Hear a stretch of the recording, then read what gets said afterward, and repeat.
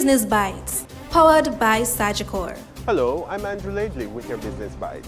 Supreme Ventures Limited (SVL) seems set to battle with the Jamaica Fair Trading Commission (FTC), demanding it withdraw its investigation report which found that the regional gaming company abused its dominant market position in contravention of the Fair Competition Act.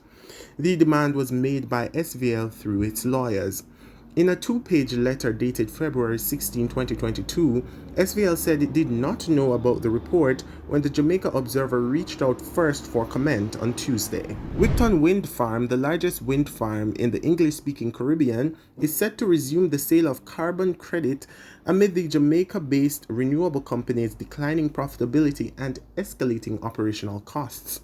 Arising from this, the company is anticipating growing earnings from the trade of carbon credits to heavily industrialized countries. Already, Wigton is in the process of verifying and certifying emission reductions from its Phase 1 and Phase 2 wind farm facilities in Rose Hill, Manchester. And those are your Business Bites. I'm Andrew Laidley. Business Bites, powered by Sagicor.